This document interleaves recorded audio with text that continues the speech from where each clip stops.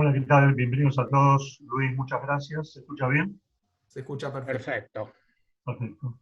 Bien, Luis, hace muy poquito tiempo atrás, nada más que una semana y pico atrás, hemos estado hablando en otro espacio para la Escuela Hort y ahí te decía que por un lado era un placer dialogar con vos y por otro lado era un dolor dialogar con vos por el motivo que nos convoca. Y vos dijiste algo que es muy certero en esa oportunidad que a mí me quedó y me laceró hasta el día de hoy. Todos nosotros vivimos el 18 de julio cuando se va acercando con emoción, con tristeza, con pena. Pero después los familiares se quedan solos y la mochila la siguen cargando solamente ustedes. Y vos, Luis, junto a tu esposa, sos uno de los que más carga esta mochila por la pérdida de Paola, esta alumna mía de la Escuela Hort en su momento, y que fue trágicamente una de las tantas víctimas del atentado. Luis, te voy a hacer una pregunta que no es sencilla, quizá por la extensión, pero te pediría en la medida de tus capacidades, que sé que son muchas, que ver si las puedas responder en forma sintética, por lo ardua que puede ser. La gente quiere saber, ¿dónde está parada hoy la causa matriz, la causa principal? ¿Hacia dónde vamos?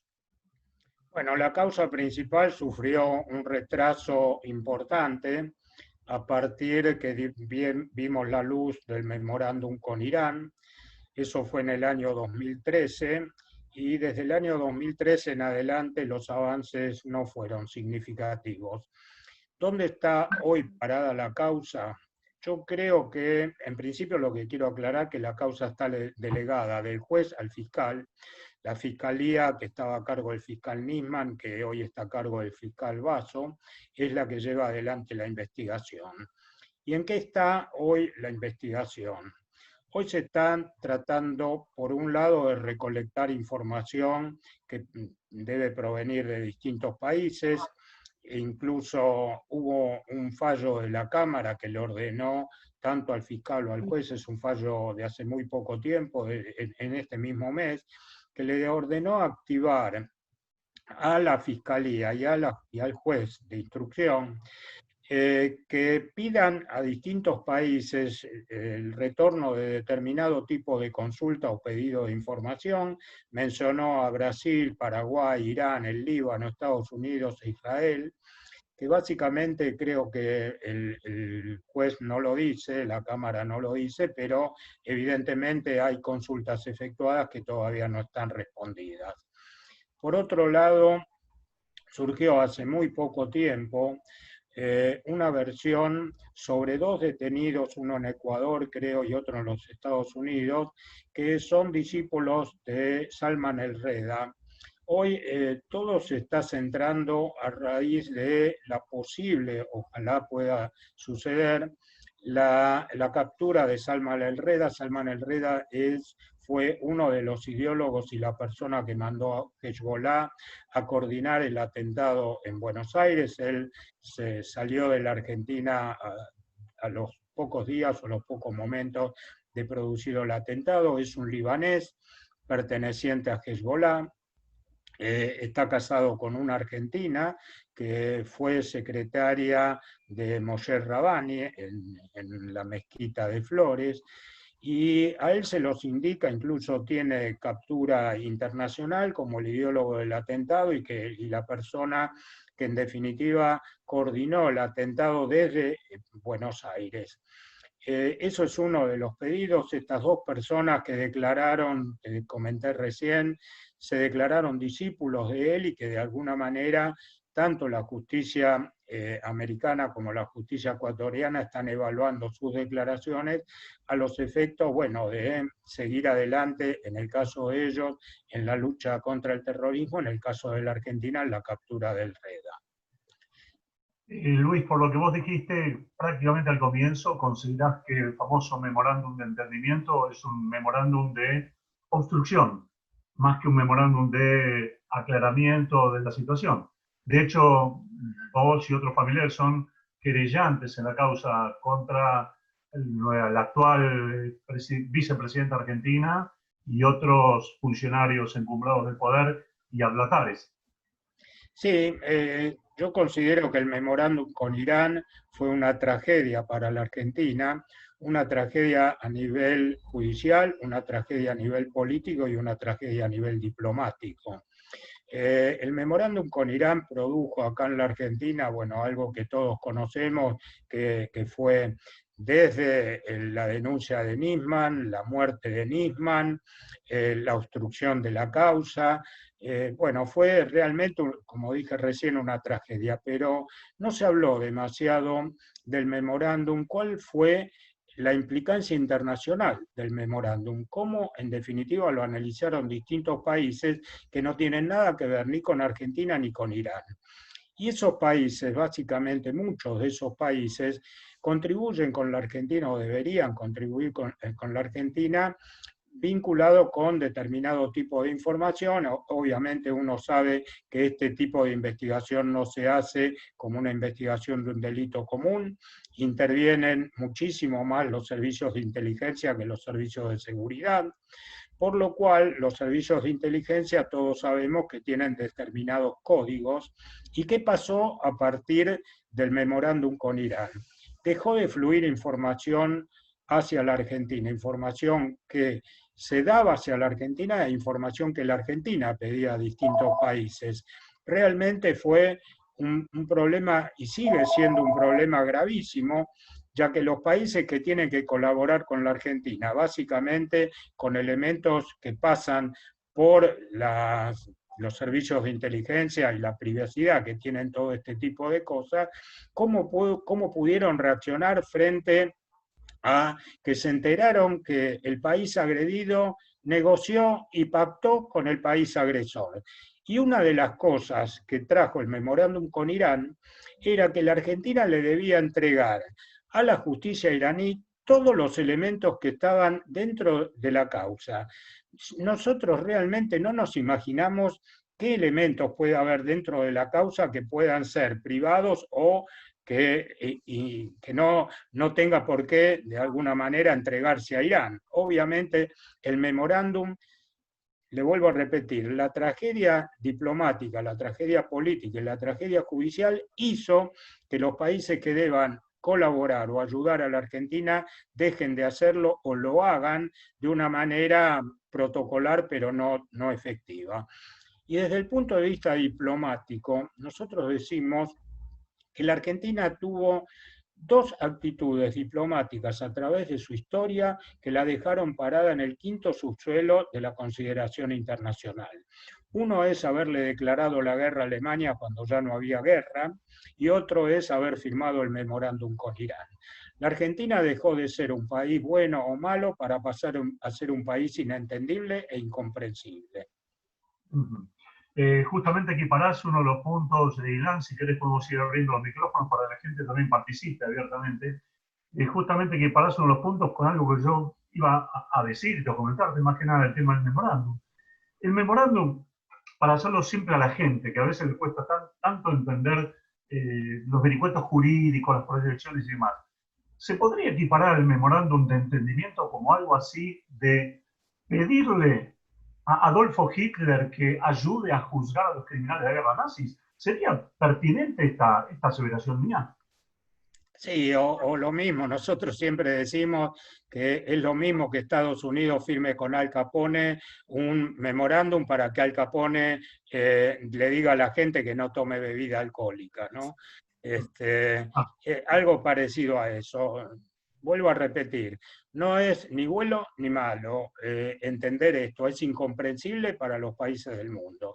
Para nosotros fue una tragedia y vuelvo a repetir, tal vez no tomamos la dimensión de lo que fue, ya sea políticamente, jurídicamente y diplomáticamente, pero fue realmente una tragedia para el país y para la causa. ¿Ustedes han tenido algún encuentro con el actual presidente de la Nación, Alberto Fernández? Porque él vuelve a reivindicar el memorándum que en su momento repudió, rechazó por allí en el 2015.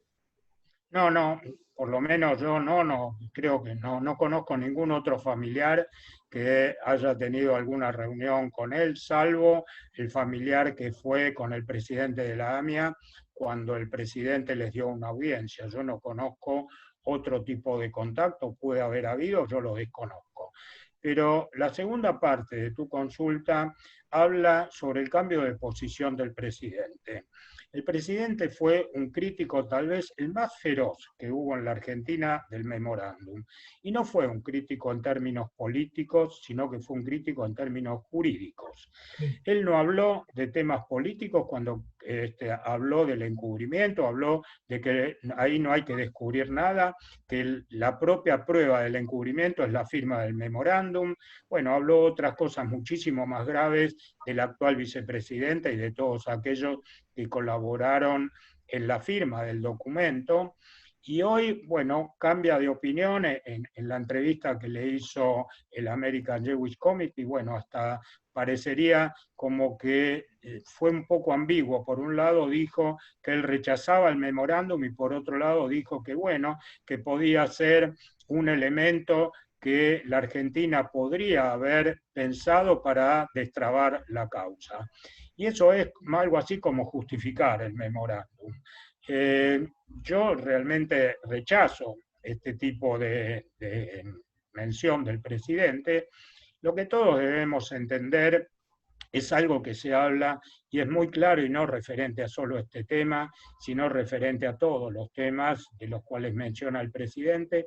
Él está muy condicionado en sus opiniones por la persona que lo puso en el cargo. Y eso es objetivo, es así. Si a uno le gusta o no le gusta, bueno, a mí no me gusta que cambie de opinión sin que haya elementos justificativos para cambiarlo, pero es entendible por la posición que tiene él y el condicionamiento que tiene. Pero hay algo más que dijo el presidente que me parece que es digno de rescatar. En la primera pregunta que se le hace en ese reportaje, él habla lo que dijimos recién del memorándum. Y en la segunda pregunta, cuando se le pregunta cómo se puede combatir el terrorismo a nivel internacional, él es muy contundente de que todos los países democráticos deben combatir el terrorismo, palabra más, palabra menos, se manifestó fuertemente alineado con que al terrorismo hay que combatirlo. Y yo hago una pregunta: ¿se puede combatir al terrorismo negociando y acordando con los terroristas? Creo que no es el método. Creo que hay una contradicción fenomenal del presidente diciendo que el memorándum puede haber sido algo que pudo haberse pensado como útil, y por otro lado decir que al terrorismo hay que combatirlo. Mi opinión es que al terrorismo no se lo combate sentado en una mesa acordando, sino de otra manera. Bien, los zigzagueos que nos tiene acostumbrado nuestro presidente en este momento. Ilan, abrimos las preguntas a la gente, si no yo continúo. Si vale, yo también tenía ganas de hacer una pregunta que sí, no tiene tanto tinte político, pero sí desde lo afectivo. Siempre me pregunté, Luis, ¿por qué hubo una división entre los familiares? Esta es una pregunta con una perspectiva hacia el pasado y poniéndole un poco de tinte hacia lo que se viene para el futuro. ¿Crees que puede haber una reconciliación entre estos dos grupos mayoritarios de los familiares para poder volver a un único acto? ¿Cuál es esa diferencia que hace que uno esté en Plaza Lavalle y el otro esté en el acto que podemos decir oficial, por así decirlo? Yo no critico a quienes no piensan como yo, porque evidentemente no soy objetivo en la crítica, porque soy parte. Pero en lo personal, y creo que con todos aquellos familiares que estamos en conjunto pensando lo mismo, existe un límite. Y el límite es estar de acuerdo o no estar de acuerdo con el memorándum con Irán. Nosotros de alguna manera no podemos participar o estar juntos con aquellos que piensan que el memorándum con Irán fue algo útil y necesario. Para nosotros, si fue una tragedia, evidentemente una tragedia no es ni útil ni necesaria, es una tragedia. ¿Hay preguntas, Ilan, de la gente? Por ahora el chat lo veo vacío, veo que hay algunas cámaras que están activadas, si tienen ganas de levantar la mano los veo y pueden hacer preguntas. Están todos los micrófonos silenciados. Roberto, ¿vos tenés ganas de hacer una pregunta? No sé si... Ahí está. Roberto, ahí te pedí que... Ahí te... Sí, está levantando la mano, tiene el micrófono muteado. Sí. A ver si podemos activarlo. Bien. ¿Ahora? Ahora sí, Roberto, te escuchamos. Una pregunta. Teóricamente, el famoso Tel Yeldin le habría vendido la camioneta, si no fue como en un inicio le quisieron endilgar a un sector de la bonaerense, directamente a uno de estos iraníes. ¿En qué quedó? ¿Qué se sabe? Todo esa maraña desconocida y cómo quedó la cosa con este Telialdín que nunca se terminó de aclarar. Bueno, obviamente nunca se terminó de aclarar porque nunca se pudo probar a quién le vendió la camioneta. Él dice habérsela vendido a una persona de apellido Martínez y de un tono de voz tipo centroamericano. Evidentemente hay otra postura que dice que se la entregó a los policías. Evidentemente eso fue desvirtuado por el tribunal oral que los juzgó. Y si el tribunal oral lo juzgó y dijo que esto es así, creo que opinar si lo que es así es bueno o es malo, creo que no corresponde. Cuando la justicia determina algo, nos guste o no nos guste, es la última palabra que corresponde y debe ser aceptada. Si a mí, yo pienso que podría haber sido algo distinto, pero la justicia lo determinó así. Por otro lado, cuando en ese juicio se ventiló el tema de la camioneta, porque concretamente en el juicio que terminó con la absolución de todos, no se habló del atentado, sino se habló de quiénes eran los poseedores de la camioneta que después explotó en la AMIA. Y en definitiva no se pudo probar a quién se le entregó la camioneta, pero esa absolución no fue dada porque no se pudo probar, sino que fue dada por un ilícito que cometió el juez de turno en ese momento, el juez Galeano, el que estaba instruyendo la causa, que pagó $400.000 a Tejeldín y hay dos versiones. Pagó para que señale a los policías de la provincia de Buenos Aires o pagó para ratificar determinada cosa. Tampoco se pudo probar todo esto y por eso mismo Tejeldín está siendo juzgado hoy nuevamente. Pero la absolución que hubo no fue por no haber probado el tema de a quién le entregó la camioneta, sino por el ilícito que cometió el juez. Y yo leí el fallo. El fallo tiene como una cantidad importante de hojas en donde a cada uno de los acusados se informa por qué se lo absuelve. Y básicamente la absolución en todos los casos daba por lo mismo, porque un delito hizo caer toda la investigación, después la Corte rectificó una parte de eso, pero en ese fallo se dice la palabra absolución decenas o centenares de veces, y la palabra inocente no figura nunca. Y no es lo mismo ser inocente que ser absuelto, y eso también quedó en la nebulosa. De manera tal que Tejeldín está absuelto, pero hay un juicio que se le ha iniciado hace un tiempo y debe conducir teóricamente a alguna situación definitoria respecto a él. No, Tejeldín, lo que falló la Corte después de todas las apelaciones que hubo en general, las apelaciones fueron hechas por la DAIA y la AMIA, llegó la Corte y la Corte confirmó la absolución de todas las personas que fueron absueltos, pero confirmó la investigación desde el momento del atentado, incluso desde antes, hasta el día 30 de octubre del año siguiente. El día 30 de octubre del año siguiente fue el día que se pagaron los $400.000. Por lo cual, la Corte, al declarar válida la investigación en ese periodo de 15 meses, ahí el único involucrado en esos 15 meses fue Tejeldín. Por lo cual, hoy sigue siendo juzgado nuevamente en función de lo que la Corte dictaminó. Vamos a ver cómo termina este juicio. Hoy está en pleno juicio oral. Sí, y entre tanto está en el Calafate defendiendo una figura bastante complicada y fue repudiado por la gente del Calafate el pasado sábado. Esto no tomó tanta trascendencia. Perdón, te estoy escuchando un poquito mal ahora. No, te decía Luis que entre tanto Tejeldín fue repudiado en el Calafate. Hubo un acto de repudio de parte de la población del Calafate el pasado 18 de julio, repudiando su presencia en la defensa de este joven, uno de los asesinos de Gutiérrez, y por otro lado como una persona vinculada en el atentado contra la AMI y contra la DAI. Eso es más que nada un comentario. Luis, una pregunta concreta. mucho se habla de Hezbollah, a lo largo de este último año también se ha hablado mucho de Hezbollah, se viene hablando de Hezbollah, pero vos que conocés tanto la causa de por sí, ¿cuáles son las pruebas concretas para específicamente decir Hezbollah fue la mano derecha de Irán en la acción que llevó a cabo para derruir y abatir la AMIA como sucedió?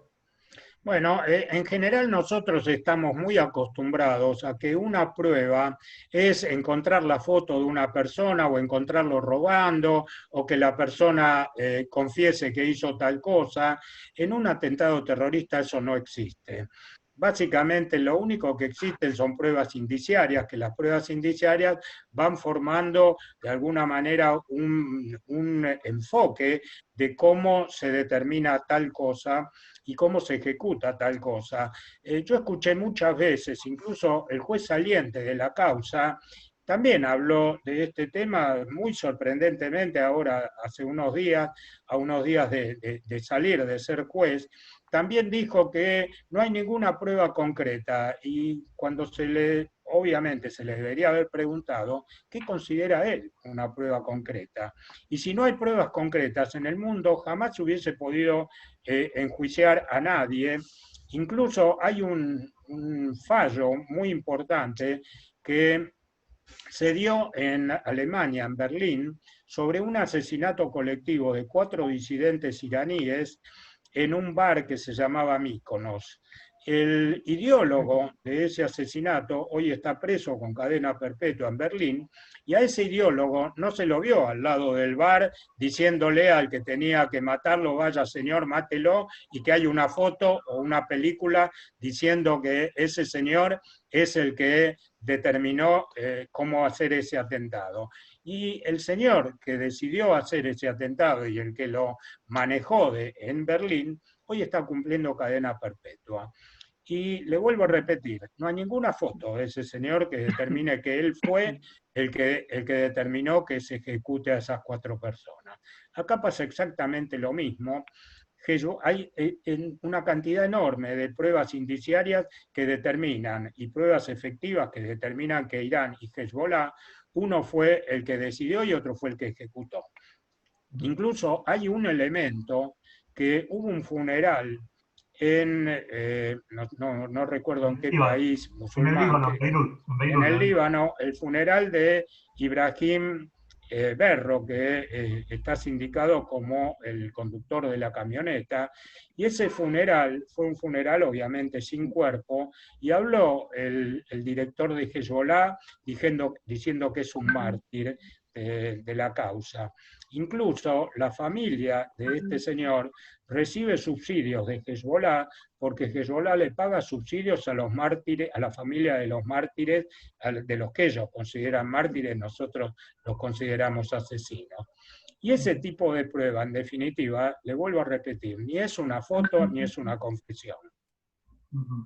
Ilan, ¿hay preguntas o hay gente que quiere hablar? Tenemos la mano levantada justamente de Dani Cela, que si bien está con la pantalla apagada, levantó la mano de forma virtual. Viste que Zoom nos permite ver la mano y también levantar la mano de forma virtual. Así que Dani, tenés el micrófono abierto, a ver si puedes hablar, y después pasamos con Julio, que también levantó la mano.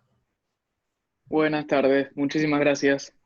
Mi consulta va por ahí por otro lado.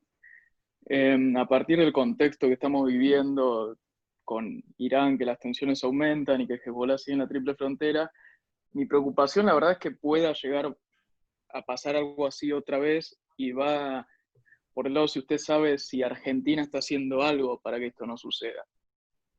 Bueno, yo soy familiar de una víctima y no voy más allá que eso, pero para que te enteres un poco mejor de qué es lo que pasa con la infiltración de Hezbollah en América Latina, hay un fallo del fiscal Nisman que fue mucho más trascendente que la denuncia a la presidenta por encubrimiento por la firma del memorándum con Irán. Esa denuncia la hizo Nisman 6 meses antes de hacer la denuncia que todos conocemos y que hoy sigue estando en tribunales, es la denuncia a aquellos que firmaron el memorándum. De lo que estoy hablando es un dictamen de la Fiscalía Se llama dictamen Qadir. Qadir es un apellido musulmán de una persona que no recuerdo si vivía en Guyana o en Surinam, que está sindicado como parecería el conductor de células dormidas de Hezbollah en América Latina. Ese es el nombre del informe. Es un informe que si cualquiera quiere lo puede ver en internet, lo puede bajar de internet. Y ahí Nisman hace un informe, digamos, muy pormenorizado y muy detallado de lo que es la injerencia de Irán y Hezbollah en América Latina. Realmente cuando uno lo lee es preocupante de leer eso. Ahora, ¿qué hacen los países? Obviamente Argentina hizo algo. Hay una persona de apellido Barakat, que es una persona que tiene influencias en Hezbollah, aparentemente era el recaudador de dinero para Hezbollah en la Triple Frontera, incluso cometía el delito de comprar fichas en el casino, ir a cambiarlas y generar dinero blanco para transferir a Hezbollah, una forma bastante precaria de blanquear dinero. Pero bueno, esa persona está detenida. Hay cuentas de personas vinculadas con Hezbollah que están intervenidas, hay fondos intervenidos. Eso es lo que nosotros conocemos. Obviamente, ¿qué es lo que se está haciendo que no es público? Yo no puedo hablar porque lo desconozco tanto como cualquiera, ¿no? Bien. Julio estaba ahí con la mano levantada. Julio, te estoy pidiendo si reactivas el audio, a ver si haces clic en la pantalla. A ver. No, no se te escucha. A ver si puedes activarte. Perdón, Ay. acá me están preguntando cómo se escribe el nombre del informe que yo digo. Es Qadir con K de kilo. Perfecto. Mientras seguimos. Ahí está, Julio. ¿Tenés el micrófono abierto? Lo tengo abierto, pero no sé si ustedes me escuchan. Sí, ahora te escuchamos perfecto. Ahora sí. Bueno, ante todo, buenas tardes. Yo quería preguntarle, me incorporé tal vez cuando ya esto había comenzado, esta entrevista, y a lo mejor fue mencionado el tema y yo no lo pude escuchar. ¿Qué mirada hay sobre la conexión local? Porque veo que se acentúa mucho la investigación o se intenta profundizar la investigación del atentado sobre que se supone, digamos, o se tiene conocimiento de que hayan intervenido activamente, como son Irán y Hezbollah. Ahora, sabemos por lo general que este tipo de atentados no pueden ser cometidos si no hay una conexión local que haga un trabajo y habilite o facilite los elementos para llevarlo a cabo. ¿Qué mirada tienen ustedes sobre este tema en particular? Y a que nadie veo que le da importancia, y creo que Nisman tampoco profundizó sobre este particular. Bueno, una excelente pregunta. La investigación del atentado a la AMIA tiene como dos vertientes. Una se llamó conexión local, otra se llamó conexión internacional.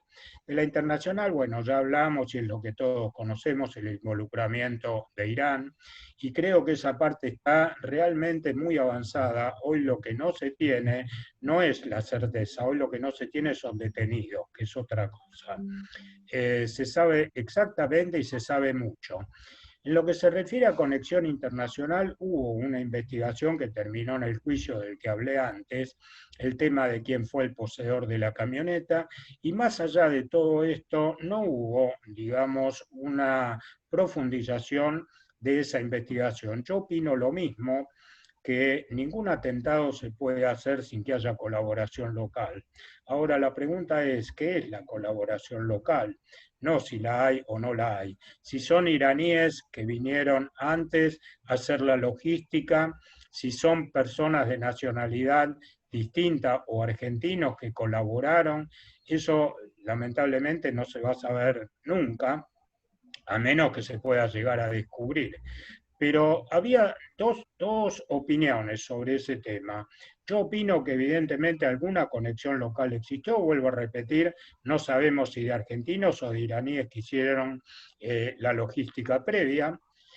Hubo iraníes que hicieron logística previa.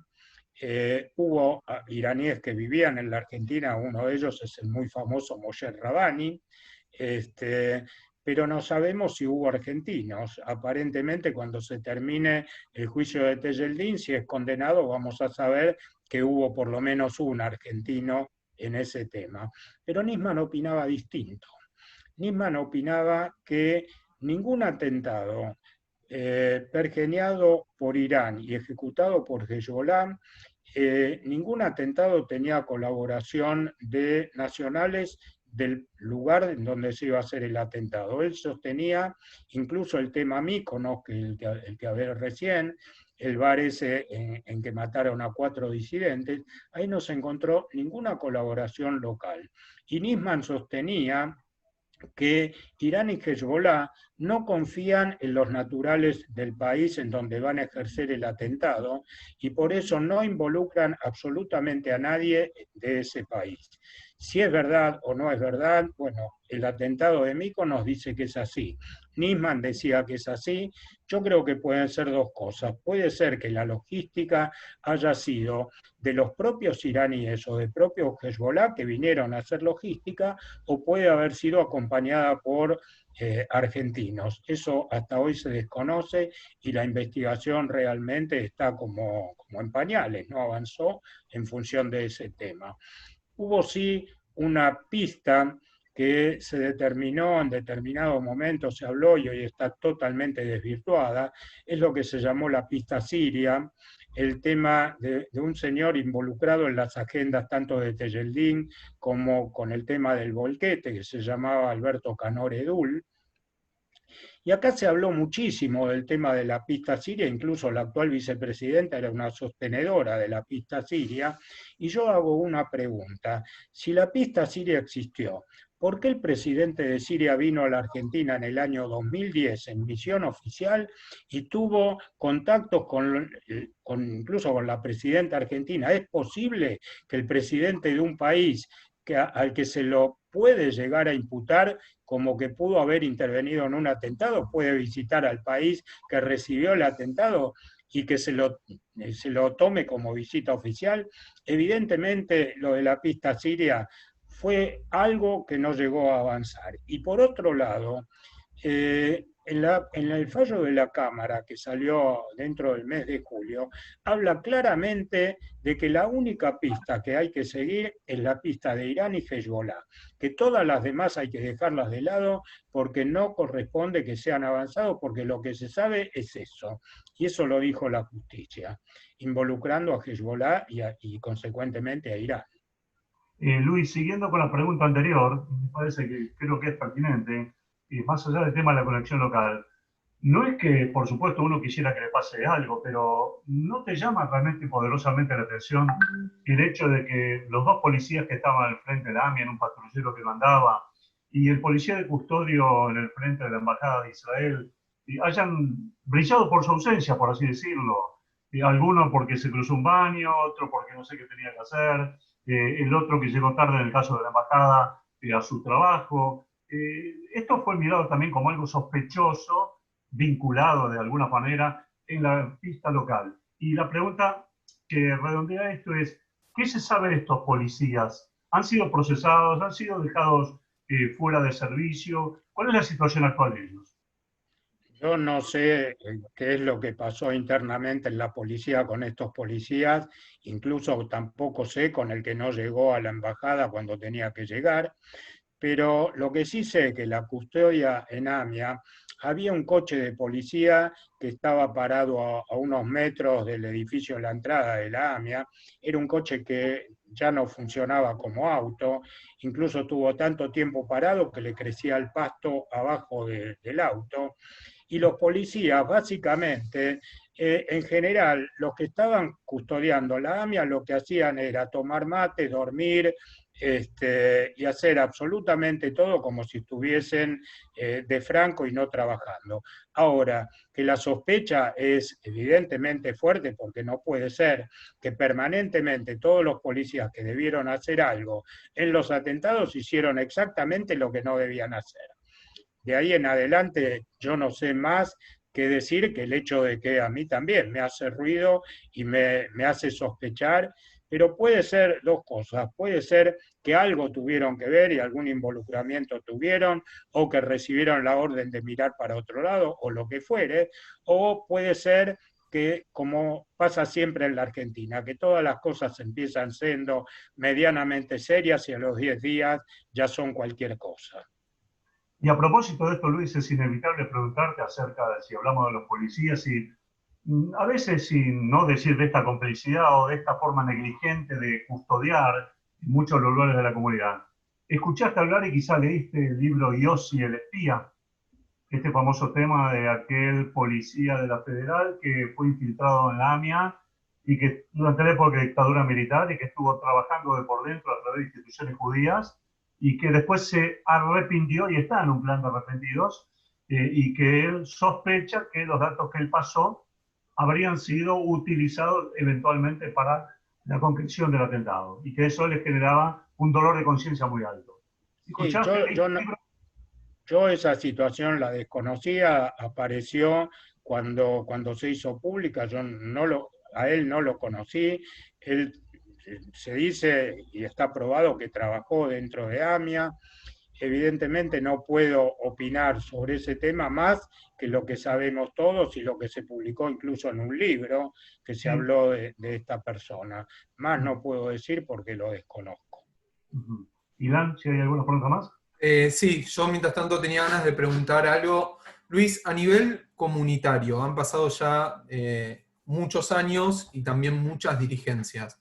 ¿Hay alguna que puedas decir que realmente se puso, por así decir, la causa al hombro y ayudó, y investigó y estuvo donde tenían que estar apoyando a los familiares? ¿Hay alguna que remarques por sobre otras?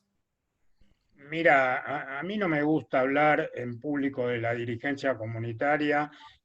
Básicamente, en lo personal, yo tuve acercamientos y distanciamientos muy fuertes con muchas de las dirigencias de DAIA y de AMIA. Pero bueno, ellos saben lo que tienen que hacer, si lo hacen bien o mal. Nosotros también pensamos que muchas veces deberían hacer cosas que a nosotros nos gustaría que hagan, pero que no las hacen. Ellos sabrán por qué no las hacen. Si hubo una dirigencia mejor o peor, a mí no me gusta personalizar la cosa. Tampoco, vuelvo a repetir, me gusta hablar en público de situaciones digamos que hay que resolverlas en privado.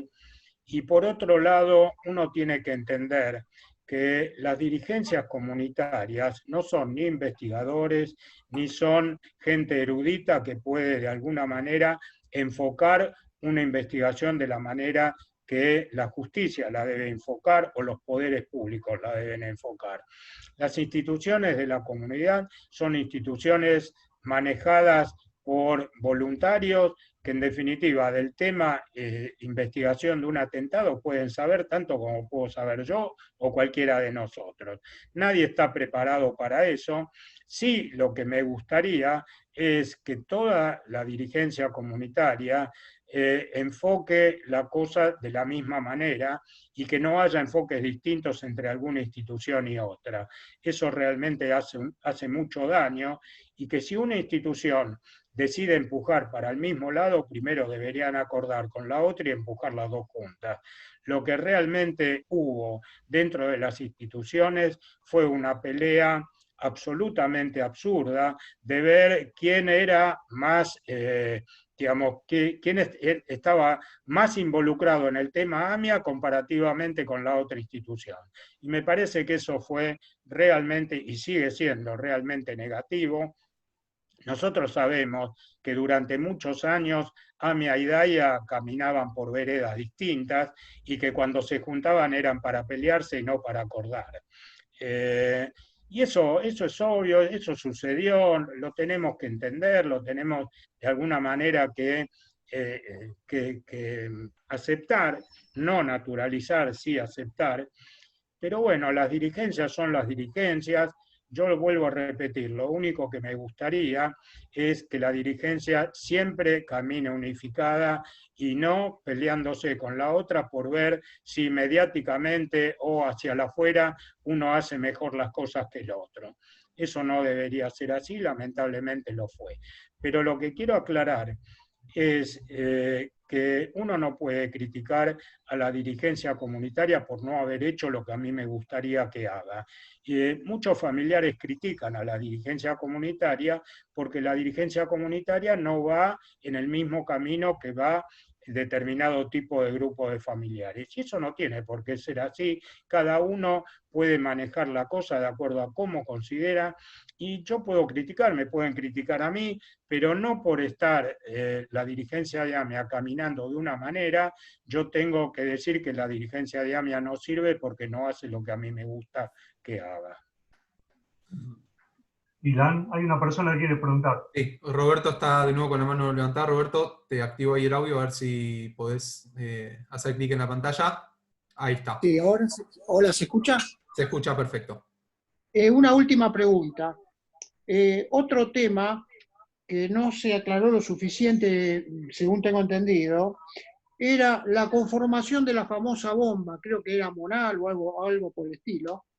Si eso se pudo demostrar quién, cómo y dónde se realizó, por ejemplo, la Triple Frontera, si fue todo a cargo de este grupo con Hezbollah, o si hubo alguna colaboración local, y les digo por qué.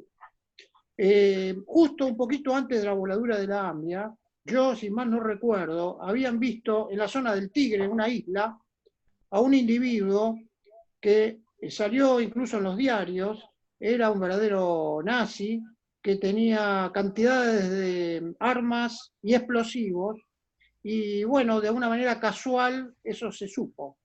Después quedó en la nada, no se habló más del tema, y al poco tiempo se produjo el atentado.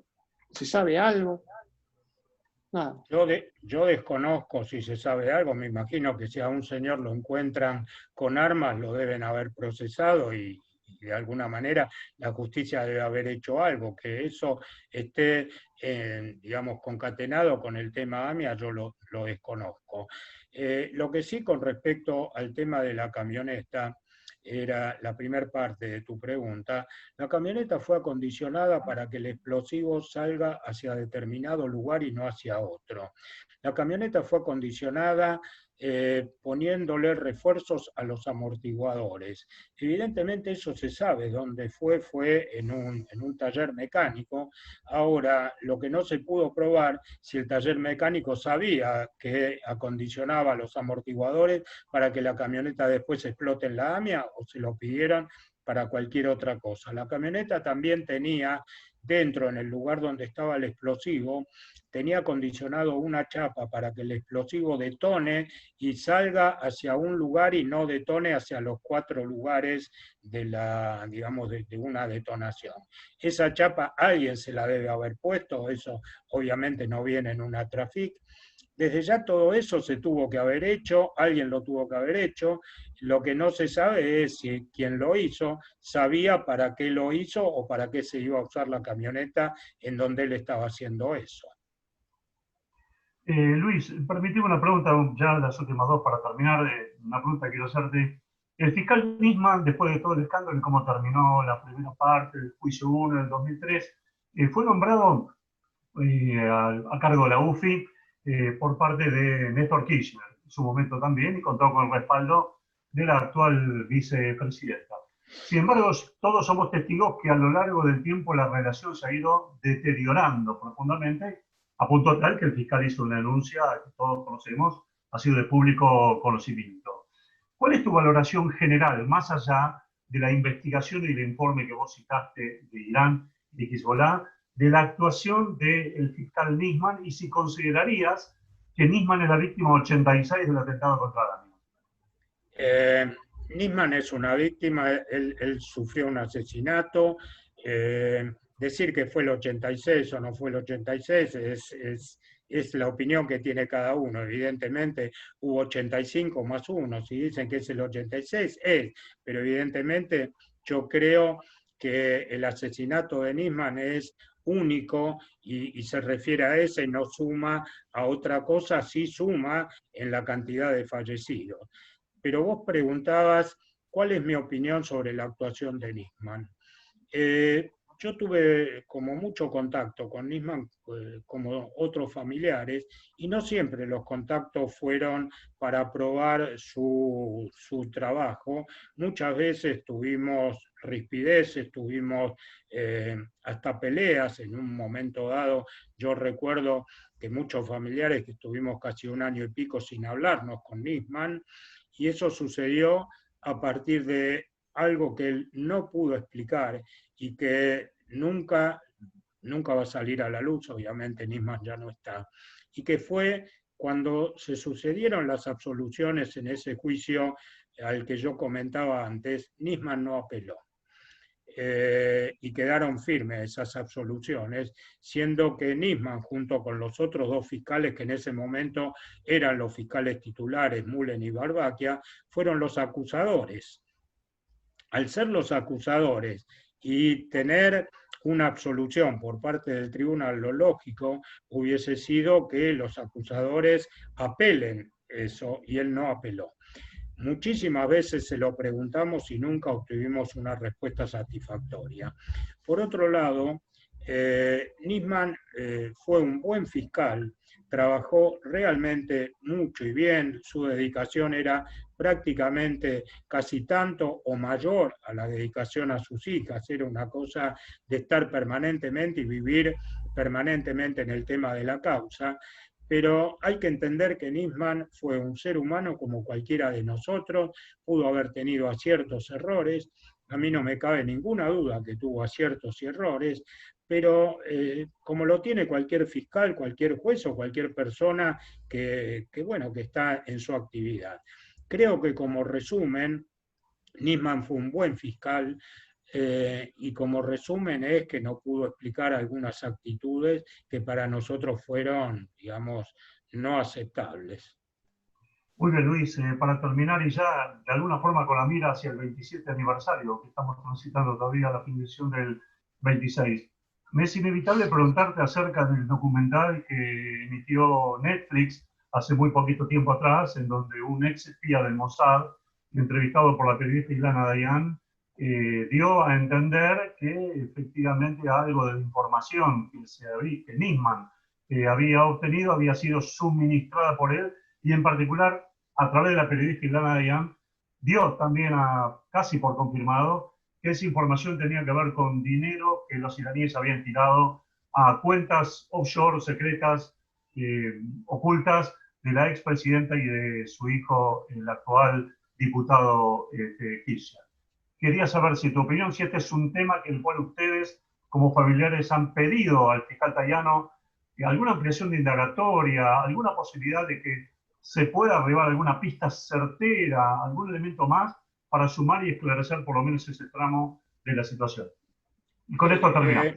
Sí, yo vi el reportaje fue, por un lado parecería bueno, por otro lado bastante cuestionable, ¿no? Hubo como una sensación muy ambivalente en el reportaje. A partir de que supimos qué es lo que se dijo en el reportaje, nuestro abogado, nosotros al día siguiente dijimos que teníamos que presentar ante el tribunal, esto no es el que juzga el atentado a la AMIA, sino que es el juzgado que está juzgando el tema de la firma del memorándum con Irán, la denuncia original de Nisman. Pedimos que se convoque a la periodista y se convoque al entrevistado para que den su testimonio, o sea, declaración testimonial.